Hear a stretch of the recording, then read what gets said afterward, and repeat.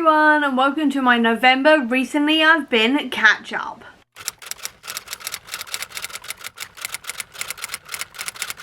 We're in the middle of November, so it's time to talk about the things I've been watching, listening and doing this month. And I'm just going to put it out here now right away and say that I am not going to be talking about Macbeth in this video because I haven't seen it yet. I'm actually seeing it tomorrow at time of filming, but I like to get these videos out around the middle of the month and I just do not have time to film and edit and upload this after I've seen the play. So I'm filming this now and I will be talking about Macbeth in the next video I do in December. But anyway, I have still been watching and reading some really fun things, so let's talk about them. I'm going to start with what I've been reading, and the first thing I've got to mention is Now Conjurers by Freddie Kolsch, because this was a 5-star read easily. It was incredible. I'm going to talk about it more in my wrap up obviously at the end of the month, but I just need to mention this here because this was a 5-star read. It is a brand new favourite. I loved it. This is set in 1999. We are following a coven of witches as they are exploring what happened to one of their own when they wind up dead, and it is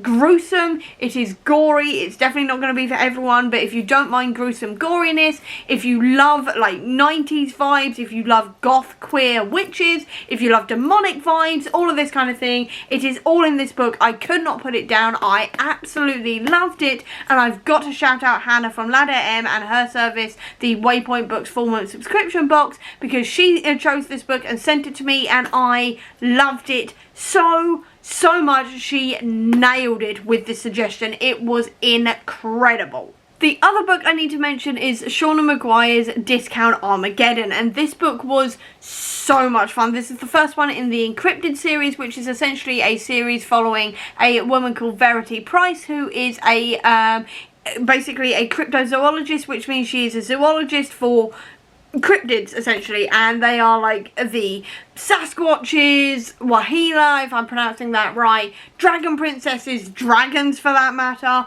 all of this kind of thing. But she also wants to be a ballroom dancer, so she is juggling both of these lives while she is in New York, and suddenly cryptids start disappearing and she's got to figure out what's going on and stop whoever is disappearing these cryptids. And this was so much fun. I absolutely loved this one. It felt very much like a book where what if Buffy was raised by the Addams family who loved cryptids, essentially. It felt very much like that, which I really enjoyed. I loved the references throughout here. I loved finding out more about Verity and all of the little things she was like saying about her family. I'm immediately intrigued by her family. I want to know more about them. They really felt like the Addams family, which was so much fun to read about because I'm a massive Addams family fan. So I really enjoyed all of that. I really enjoyed just the mystery about this one and figuring out what's going on. I really enjoyed finding out more about the Covenant, which are essentially the monster slayers who the Price family were originally part of, but they split off like generations ago because they did not agree with what the Covenant were doing. I love finding out more about that like battle between the two of them. That was absolutely fantastic. I loved all of the bits about ballroom and Latin dancing as well, because I am a massive Strictly Come Dancing fan and I have been for the last 20 years. But I will say there was one thing about the ballroom dancing bit that did annoy me, and it's been in my head and I just have to say it because I need to talk about this somewhere. I've talked about it in my review, but I need to talk about it again because it's a petty annoyance. It's definitely a petty annoyance, but it is an annoyance nonetheless, and that is when Verity is talking about the fact that she can hide weapons within her ballroom dancing dresses and her Latin dancing dresses. And she says at one point you can fit a machete in a waltz dress. I had absolutely no problem with that because waltz dresses are quite big, and yeah, you could probably hide a machete in there along with several other weapons. But then she said that you could hide a gun and several other weapons within an Argentine tango dress, and in the fringing specifically of an Argentine tango dress. And this is not going to annoy anybody who does not watch Strictly Come Dancing, Dancing with the Stars, or any other ballroom dancing type thing. But because I do, and because my life from September through December basically revolves around glitter, go days, pointed toes, fleckles, shoulders down, elbows up, head back, like technique, finishing off all of your lines and stretching right to the end, and all of this kind of thing. It annoyed me, especially as the Argentine Tango is one of my all-time favourite dances. If you do not know what that one is, it's essentially kind of like what Gomez and Morticia do in the restaurant in Addams Family Values. That was kind of a mix between an Argentine Tango and a Paso Doble. So it's that kind of like dance essentially. And in an Argentine Tango, the woman is dressed in skin tight clothing. Like, it's literally skin tight. You cannot, like you see everything. There is no way you can hide any sort of weapon within that dress. And specifically, what really annoyed me was the fact that she said she could hide a gun at the small of her back in the fringing of an Argentine Tango dress. And you can't do that because Argentine Tango dresses don't have fringing.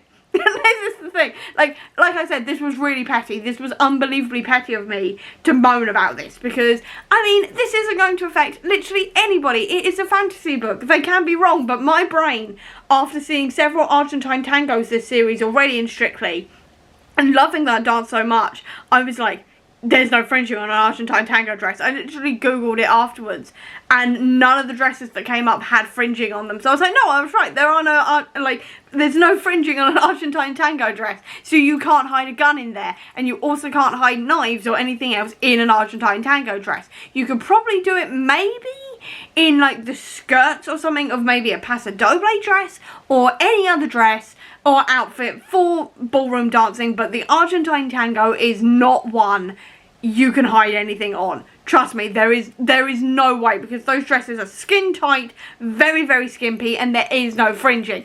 And this annoyed me to the point where I read it, got to like the next chapter, and had to go upstairs to my mum and annoy her while she was working to be like, hey, look, this book, it said something about fringing and Argentine Tango dresses and hiding weapons in there, and you can't do that. And I had to go and moan at her for a bit about this, because I know it's petty. I know it's absolutely petty. And I know that it makes absolutely no difference to the rest of the book. It had no effect on the rest of the book.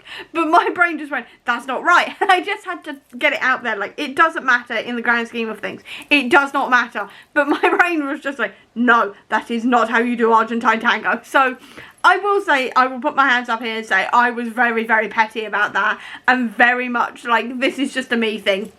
It's not going to affect my enjoyment of the rest of the series or anything else unless she keeps on making that mistake or mistakes like that about the dresses. I'm sure she won't. Shauna Maguire is very good at her research. I think she just got that bit wrong there.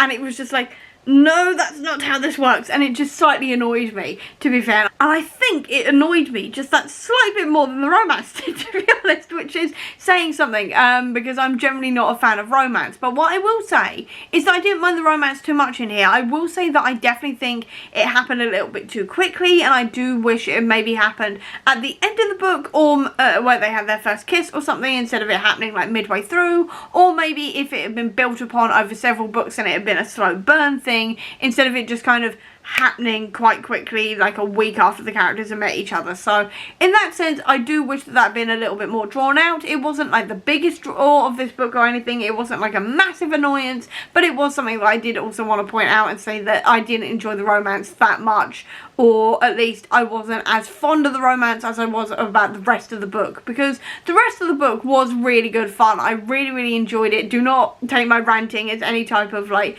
idea that I didn't like this, because I definitely really, really did. I loved the world of it. I loved the characters of it. I loved everything else about it. It was just that tiny detail about the ballroom dancing dresses, and then also, or at least the Argentine Tango dresses, and the romance, which kind of detracted a little bit for this book for me, but I still gave it 4 stars. I will still be reading the rest of the series when I get it, and I still found this absolutely fantastic and so much fun to read. As for what I've been watching, obviously I've been watching Strictly Come Dancing, and continuing on with that, we've just had the Blackpool episode, and the Blackpool episode is always a highlight in the Strictly calendar, where they take everybody from London all the way down to Blackpool to dance in the Blackpool Tower Ballroom, which is, if you don't know, this like the home of ballroom dancing. A lot of the international competitions are held there, the regional competitions, all of this kind of thing. The best of the best win their titles generally at the Blackpool Tower Ballroom, and every single year they get to about week 8, week 9, and they all go down there, and the remaining couples dance on the floor essentially, and they go all out at Blackpool, and this year was absolutely no different. There was definitely a couple of performances that are going to be going down in Strictly history, including Sarah and Vito's Couple's Choice to Padam by Kylie Minogue, and that one was absolutely incredible. If you can look it up on YouTube, definitely do. It was so good. It definitely reminded me of Helen and Gorka's Couple's Choice that they also did in Blackpool a couple of years ago. That one was also incredible. I love that one, but I especially love Sarah and Vito's, and I definitely want to see them dance that again in the final if they make it. I definitely want them to win, but also if they don't win and they lose to Chris and Diane, I will not be like annoyed or shocked whatsoever either, because Chris and Diane are also doing fantastically well, and their dance at Blackpool was also gorgeous. They did an American Smooth on the floor, and it was absolutely beautiful to watch.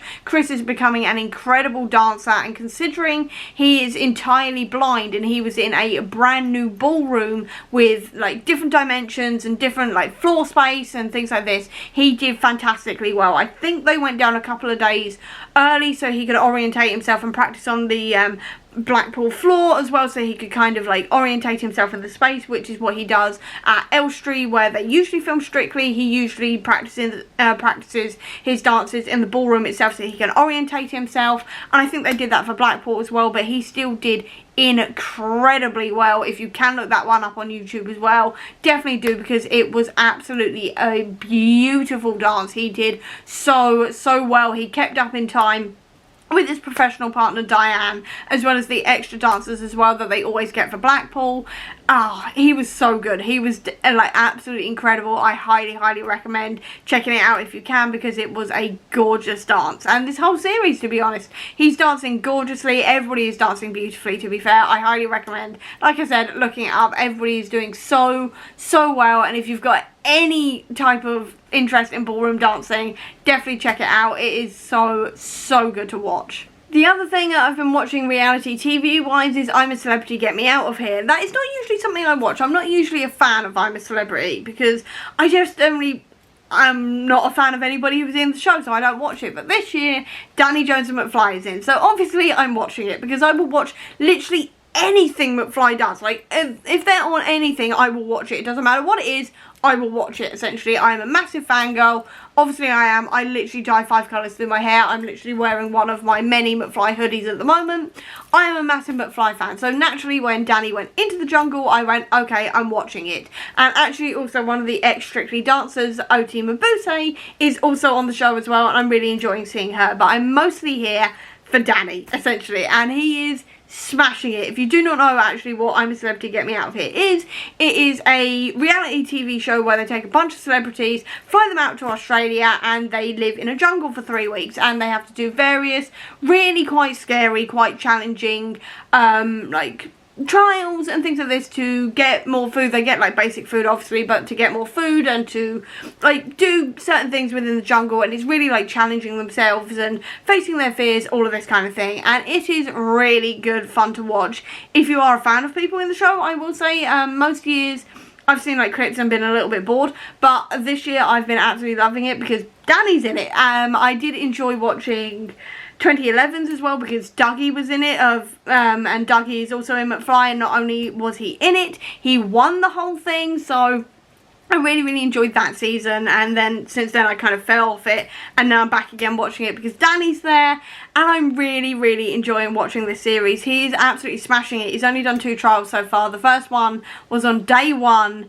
He had to jump out of a helicopter to start with, which he did brilliantly, and then he ended up having to be in this tiny room unlocking like the stars that they get to sort of earn for, like extra food and things like this, while being covered in snakes. And Danny is terrified of snakes. He has said this before. He got bit by a snake once, and ever since then he's been really like quite scared of snakes, and he is absolutely smashing it. He did so well. I'm actually posting clips on my Instagram story whenever there's a fun one of him, because obviously I am. And I'm just so proud of him so far because he's doing so well. He hasn't done sort of like any other challenges so far apart from one where they earned like their luxury item. So that was really fun as well, seeing him do that. And while the cameras are kind of focusing on other people at the moment, I am still really enjoying seeing him every single night. He seems to be having a great time at the moment. He is so funny. He's made me laugh multiple times so far already, and it's only like 4 episodes in at this point.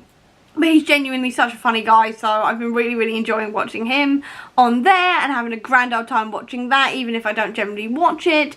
And yeah, I've been really liking that. I'm hoping he's going to win. I think he will. He is currently the odds-on favourite for it, because he's such a funny, likeable guy and stuff like this. So I think he's going to do really well, and I'm hoping the nation are going to love him as much as I do by the end of this, because he definitely deserves it. All of my boys deserve more recognition, but that is a story for a complete other day. So yeah, anyway, I've been really enjoying that. And then I've also watched Sweet Pea recently. And Sweet Pea is an adaptation of the book Sweet Pea, which is kind of like a female English Dexter, in the sense that she is a young girl who's quite meek and is quite overlooked and things like this, but she's actually a serial killer, and she's going around serial killing people who are essentially rude to her and are mean to her and this kind of thing. And it was so good. If you liked Dexter, definitely check out Sweet Pea, because it's definitely got those similar kind of vibes to it, and it's just really fun. It was really quite funny in places. I loved seeing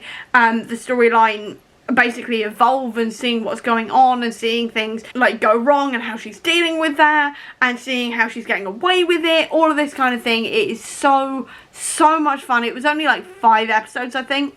But it's well worth a watch because I really enjoyed it. And then that cliffhanger. It ended on a cliffhanger, and if I don't get series 2, I'm going to go a little bit mad, to be honest, because I definitely need another one, like another series, to find out what happens next, because that was a serious cliffhanger, and I am desperate to find out what's going to happen now.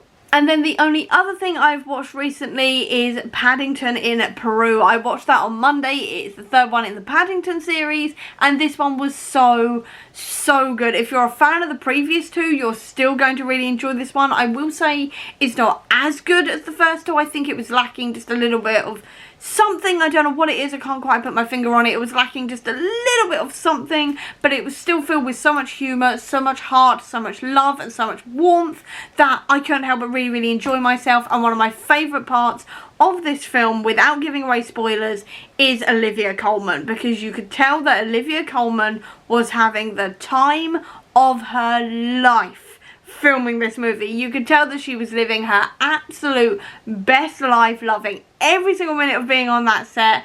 And I think that really kind of helps when you're watching something and you can tell that the actors are just loving doing whatever they're doing in the scenes and everything else, and that really shone through. So Olivia Colman was definitely like the standout performance for me of that movie, but I generally really liked it. It was, like I said, not as good as the first 2, but I still am giving it a solid like 4 stars, to be honest. It was a really good film, and if you like the first 2, or if you've got people who really like the first 2, definitely go and watch it, or tell them to go and watch it, because it was a really fun time. As for what I'm going to be watching and reading for the rest of the month, in terms of reading, I'm going to be reading Weird Sisters by Terry Pratchett and Mona Awad's All's Well, both of which are Macbeth retellings. So I'm going to be reading those for a reading vlog, which will be going up probably at the beginning of December now. As for what I'm going to be watching, obviously more I'm a Celeb, more like Strictly Come Dancing. Apart from that, I'm also obviously seeing Macbeth tomorrow, which is ridiculously exciting.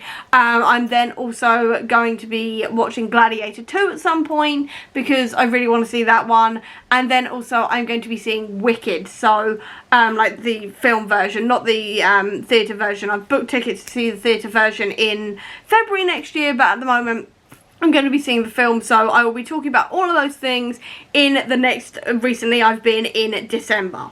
So that's where I'm going to leave this video. So I hope you enjoyed it. If you did, please do give me a thumbs up. Comment down below, tell me what you've been watching recently. I'd love to know. Or if you don't have that much time, leave me a snake emoji down below to let me know that you were here. I'll also leave a link as well down below to all my social media if you want to check it out, including to the Comic Book Sanctum, which is my website dedicated to Marvel Comics. Or if you just want to see any more of my videos, please click subscribe here, and over here will be the link to my previous video. But until next time, everyone, bye!